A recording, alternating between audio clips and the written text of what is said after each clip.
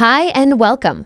In this lesson, I would like to introduce to you one of ChatGPT's most underappreciated functions, which is practical research. So while most people use ChatGPT for writing tasks and brainstorming, it can also serve as a highly capable research assistant, of course, if you know how to structure your interactions. You might be someone who's working solo, maybe a student, a content creator, a strategist, or maybe you're just juggling a lot. So ChatGPT can actually take some of that mental load off. It's useful for pulling together information, looking at topics from different angles, sketching out rough frameworks, and even testing out early ideas a little bit faster than you might on your own. But here's the key. ChatGPT isn't inherently smart, which is a very common misconception. What it actually is reactive. So the quality of its outputs depends almost entirely on how well you structure your input, which is your prompt. That's where prompting actually becomes a skill and not just a convenience. A well-structured prompt defines scope, context, and intent. So for example, instead of saying, "Tell me about market trends," this would be an example of a bad prompt because it is not very specific. So instead of this, you might want to say something like this, which is an example of a good prompt. Summarize current 2025 social media marketing trends for short-form video creation targeting Gen Z and highlighting any contradictions across regions. So this one line immediately sets constraints. It clarifies the audience, the year, and the lens through which to analyze. And this forces the model to generate a more useful and focused response. In this module, we will go deeper into how to engineer prompts like this one. We're not just going to get information, but we're going to go and generate insights and build repeatable research workflows that you can adapt into your own projects. Let's dive in.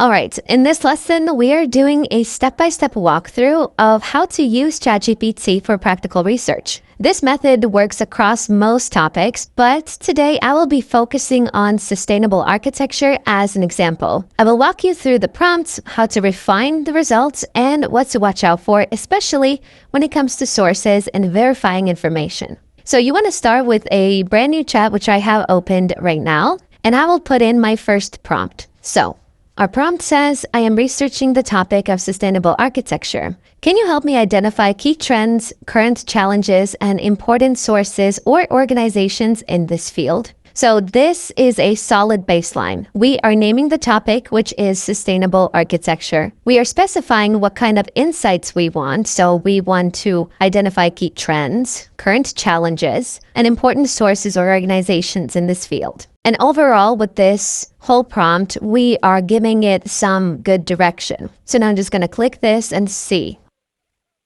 So here we have a very well-structured answer, and it's very in-depth and on point of what it is that I asked. So first we have key trends in sustainable architecture. Everything is nicely numbered and are also very well digestible just because it is organized in a nice way.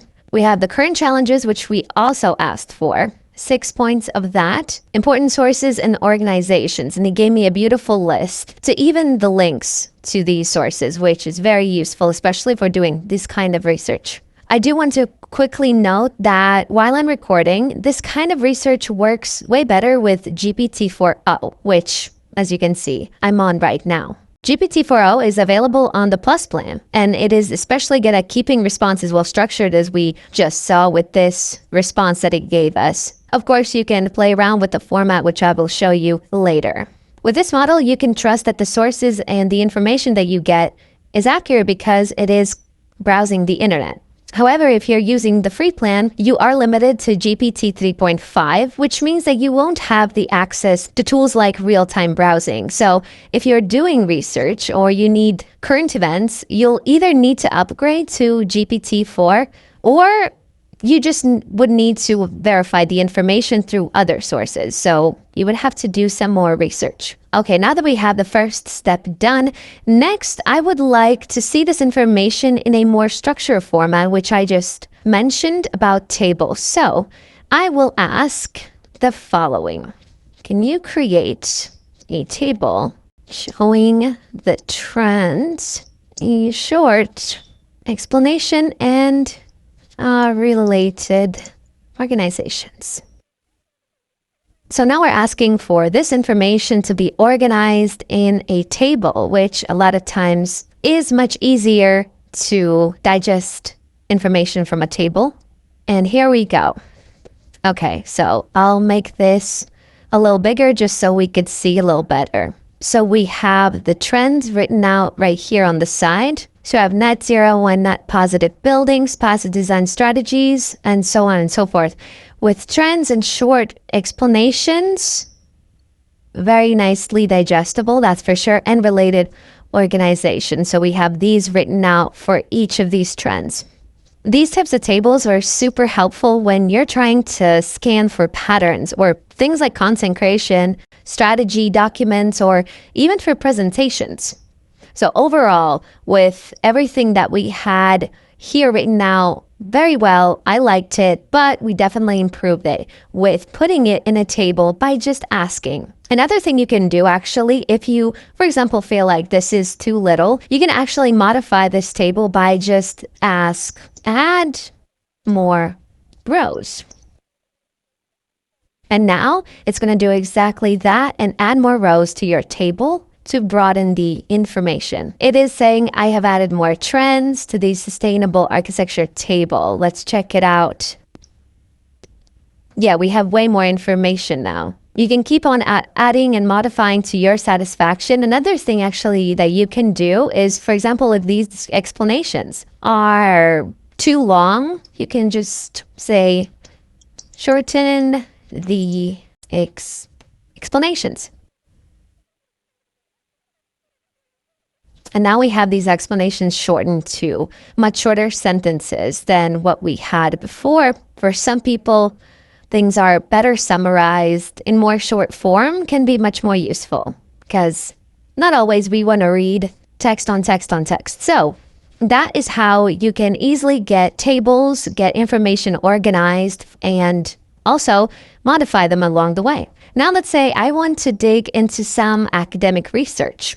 I will just go to the chat and ask.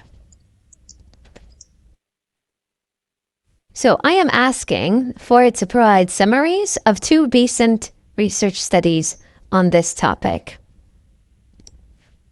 So this is where things get very interesting because you can narrow down and you can also specify which exact studies maybe you want more information on, but now I'm asking just for studies in general. So here we go. We have understanding the embodied carbon credentials of modern methods of construction with some sources attached. And at the end is, why does this matter? Also very well organized. We have insight and significance. We can read through this and better understand what it is that we're looking at. Another thing I would like to let you know that if you're not using GPT-4o, which has Browse with Bing embedded, which pretty much means that you are searching the internet, essentially, GPT doesn't usually have access to the internet. So you may get a blend of real sounding, but generated summaries. So in this situation, you would want to clarify, and you can do that by simply asking it in a prompt. I'm going to say, are these real studies or generated examples? How can I verify? Now let's ask it, are these real or not? It should be real because, as I said, I am on GPT-4o, but this pretty much is kind of a fact-checked situation where I can really make sure, but if you are on the free plan, as I said, you can verify it. It might say that, hey, I would encourage you to do more research or verify yourself because it wouldn't have the access to the internet otherwise. So here we have the verification pretty much, and also a method how to verify them. Suggestions. I can provide direct links. I want a deeper breakdown of their methods, increased in other recent peer-reviewed studies on sustainable architecture or building carbon. Let me know. So this is another great way to do that is just by ask. So as I said, GPT might cite realistic sounding studies, but unless you yourself can find them elsewhere, assume that they are examples. So you can use this as a jumping off point for your own verification. But again, even without the access to the internet or searching the web through ChatGPT, this is a very great start when it comes to gathering your information and organizing it. Okay, now when we have the verification out of the way, now comes the part that actually makes this a research process and not just a tool. What you can do is follow up with a clarifying question. So now we're going to ask it to focus on eco-friendly building materials in urban areas. So we are narrowing down even more. So we got our eco-friendly building materials in urban areas. We start with key materials and their benefits. We have the material listed out, description. So cross-laminated timber is engineered wood panels. I did not know that. Now I do. Thanks for that. Urban use cases, and it even gives us that. And this is also very beautifully organized. I absolutely love that. For research purposes, this is such easy information to digest. Next up, we have why it matters in urban settings. So it really builds the case for that. Challenges in urban implementation and urban projects using these materials, and key organizations promoting these materials. So you have abundance of information surrounding the topic of not only sustainable architecture, but you have narrowed down to eco-friendly building materials in urban areas. Now, when we have all of this information beautifully laid out, we can take it a step further and ask for what regions are leading innovation in this area. And like this, by asking more specific questions and narrowing down exactly what it is that is needed, we are not just passively receiving the information. What we're doing is steering the direction of this research. And the more context and direction that we have given throughout this conversation, the better the results keep getting. So if you look at this last answer that we got, we have top regions, landing material innovation, numbered out with key takeaways. And we even have some green material innovation regions, and we have the actual sources where you can read more about it and get more information with links. So here's a quick overall recap of this lesson. We started broad, but we were still very structured. We defined what is it that we were researching and what kind of insights that we wanted, and we got exactly that. We also used follow-ups to organize, like we asked for tables and summaries. One thing I do want to point out again, always verify sources, especially if you are asking for academic research. Like I said before, GPT-4o has automatic web browsing access through GPT-4o model, which is available on ChatGPT Plus. So this means that unlike older versions of GPT-4, you do not need to enable Browse with Bing separately, which was the case before, where you would go into settings and you would have to toggle it on. This works automatically for real-time search and data, which is very useful. If you are on GPT 4.5 or the free version, results can still be solid.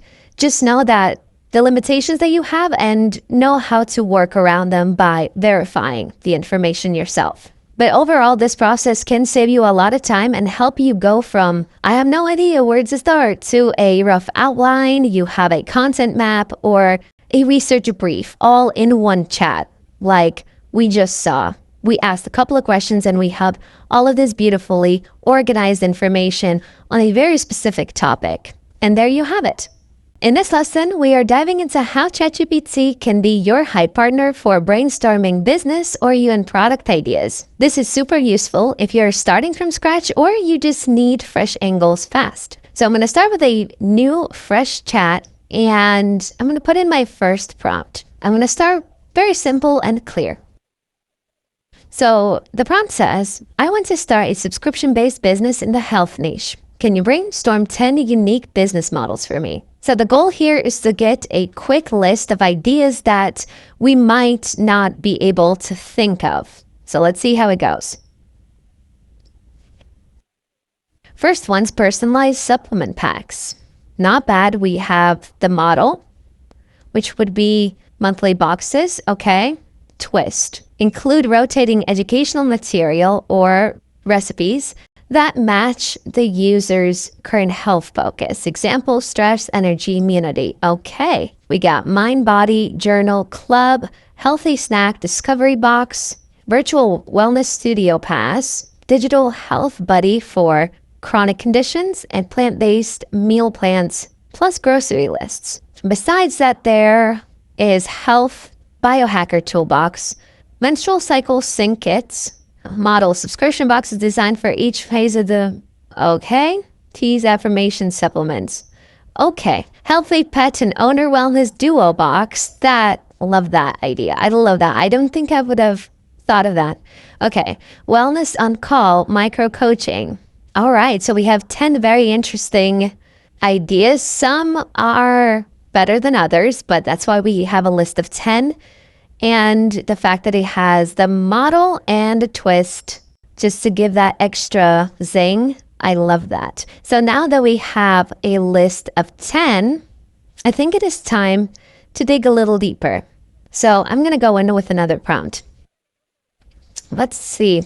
I'm asking to pick 2 of these and expand them into a business plan summary. What you could also do is specify which 2 or 3 or how many, for example, virtual wellness studio pass catches your interest. You can ask to expand on that particularly, but I'm going to ask it to pick 2. So let's go.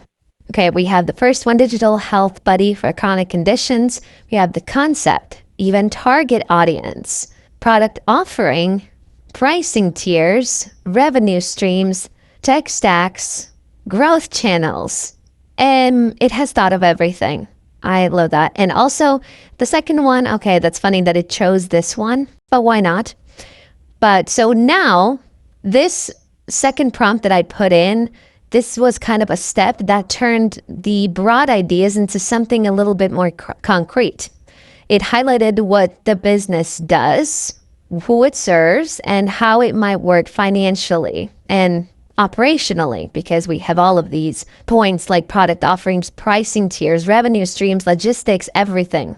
So now let's take it to another level. So let's say I really like these ideas that it narrowed down to and it picked 2. But one of my main concerns is the target audience. Right. I think the idea is great, but the target audience is where things get confusing to me, for example. So I'm asking, can you give me 3 potential target audiences for these business models and suggest ways to reach them? We have our target audiences listed out, and it even has given some ideas where to find them and how to reach them. So we have several things we can do that really puts things into perspective and gives us a lot of ideas. So I think this kind of research into, for example, businesses is really somewhat like spoon feeding you success. So overall, this is a really great method to start up your own business or even get out of a slump if you feel a little stuck, because ChatGPT really lets you generate multiple creative angles all at once, which is, of course, faster than doing manual research or even brainstorming all by yourself. Also, it's an awesome tool for validating early stage ideas without needing heavy market research or even a full team. So if you're a solo person, you're in luck. Overall, whether you're working on startup ideation, product design, or even content planning as a content creator, this approach really gives you a solid foundation to build on. So while I'm recording this, GPT-4o is best for this kind of creative, fast, business-focused brainstorming. It really helps you balance speed and quality really well. However, if you do want something lighter or even quicker, GPT 4.1 Mini is a decent fallback. And of course, yes, this kind of stuff works on the free plan too. The results may be a little different, but do not let the plan limit hold you back from trying. That's the gist of using ChatGPT to spark business ideas and shape them into real plans. Next, we will explore how to turn these plans into actionable steps and content that you can share or use internally. In this lesson, we're going to use ChatGPT to plan a real project from start to finish. The example we're going to be using is launching a YouTube channel focused on productivity tips. So this will show us how ChatGPT isn't just for brainstorming. It's also great for helping you build actionable strategies with clear next steps. So let's start by opening a fresh chat. I already have one going. And let's ask the first question. So I'm going to tell it that I want to start a YouTube channel. The YouTube channel is going to be about productivity tips. So let's put that in as well. Now let's ask it for some help. Can you help me plan the content and tell it exactly what it is that we're looking for? So I'm going to ask for 5 video topics and a release schedule. So we have the channel focus, productivity tips, clear, motivating, visually helpful. Time straps, professional students. Okay, we even got the audience and format ideas, on-camera tips, screen shares, animations, productivity experiments, app reviews. Okay, so we got first 5 video topics. Productivity hacks that actually work. I tried waking up at 5 a.m. for 30 days. Here's what happened. Everybody loves these types of videos, so I love to see it here. Top 5 free productivity tools you need in 2025. Again, people love free stuff. So do I. So I'm very happy to see that here as well. Why you can't focus. All right. So there's already a video about a common problem that a lot of people have. And we have my Sunday routine for a super productive week. And my Sunday routine for a super productive week. Okay, we have solid 5 video topic ideas. And let's look at the schedule. We have month 1, month 2, month 3. And it also included what video to post when. Very good. And bonus ideas for growth. So overall, from what I'm seeing here is the prompt that we just put in got us both the creative and even the organizational pieces in one go, which is great. Plus, we also have some solid video ideas here and even a schedule to keep us consistent. So this is definitely a win. And that is only from one prompt. But now let's take it a step further and ask ChatGPT to take that plan further. So we're going to put in, can you turn this into a timeline for the first month? Of course, we'll need some script prompts and, of course, thumbnail ideas, because we all know how YouTube works. So we definitely need some good thumbnail ideas. So let's go. First month launch timeline. Week 1, we have the title, the script prompts, thumbnail ideas. Let's look at that. Big bold text. Let's get productive for a video named Welcome to Your New Productivity Hub. Image you smiling with calendar, to-do list, or a clean workspace. Upload date Tuesday of week 1. Example June 17th. Very good. So we have all of this broken down. So what I really like about following up with this type of prompt is that it really breaks down the plan into manageable chunks with very helpful creative cues. And also it gives us what to say and how to design the thumbnails for maximum impact. And a lot of times the thumbnails are not only that they are one of the most important components of a successful video. And the fact that we can get some cool thumbnail ideas from ChatGPT is a huge win. So we're getting closer to building an amazing YouTube channel here. So let's take it a little further. So now that we have all of that, let's cover a little bit of more practical workflow tools, because creating, in theory, a YouTube channel with successful videos, good videos, and good thumbnails is one thing, but actually doing it and making that happen is another. So let's put in another prompt and ask it something a bit more particular about the actual tools we're going to be using. So the next prompt will be, what tools should I use for editing and publishing? Can you recommend a few options? Now we have the 2 kind of responses, and what we can do is kind of go through them and click on which one is it that we prefer. I already can see that I have a table going on here, so I really do prefer that kind of response. So I'm going to go ahead and do that. But when it comes to the actual response we got, let's see, editing tools, we have DaVinci Resolve, CapCut's good that it's on here because it's very, like it says here, beginner friendly. So you can also see that ChatGPT considers different kinds of skill levels, which is good because DaVinci, for example, might not be beginner friendly, but CapCut is. So that's good. So this would be a professional grade editor. I agree with that. Good, but might not be an option for everybody. CapCut's free. It's beginner friendly. Very good. Adobe Premiere Pro, also somewhere up there with DaVinci. And iMovie, beginner friendly, that's for sure. Very simple. And Shotcut OpenShot. I have not heard about this one. I'm going to look into that. But we have many different options for different skill levels. They're considerate. I love that. Publishing and scheduling tools. We have TubeBuddy. This one I have not heard of. Buffer, Social Pilot, Social Champ, and so on.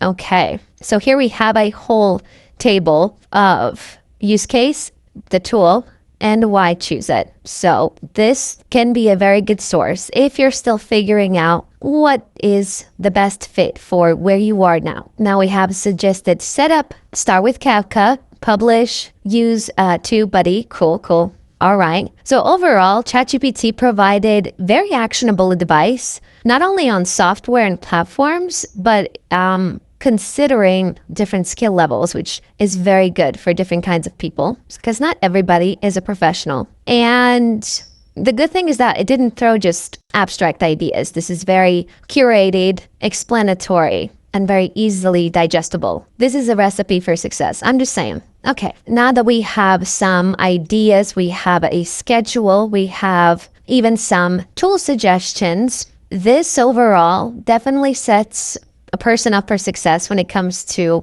beginning an endeavor like opening up a YouTube channel. And ChatGPT really makes the whole process a whole lot easier, because if someone was just thrown in the deep end, not really knowing what to start with, what would be the best course of action, with even simple things like tools or even a posting schedule, this is spoon feeding success. So overall, these kinds of prompts that I just showed you really shows how ChatGPT supports both creative and strategic workflows, especially cross-media projects like a YouTube channel. You get more than ideas, which the ideas were great, but you also get plans, timelines, and tools that you can actually put to use. So while I'm recording this, GPT-4o is best for this kind of detailed, organized, and creative kind of responses. This kind of workflow works with the free plan as well, though the results may be a little bit simpler and a bit more generic. But if you read through it and you ask a lot of follow-up questions, or not even a lot, you can still get very productive responses. This is how you would use ChatGPT to go from zero to launch ready for a YouTube channel with ideas, timelines, and tools all mapped out for you. This is Module 2, Lesson 5. In this lesson, we're going to explore how ChatGPT can access real-time, up-to-date information through its built-in browsing capabilities. Maybe you're researching the latest scientific discoveries, maybe you're tracking current events, or just digging up some stats for a project.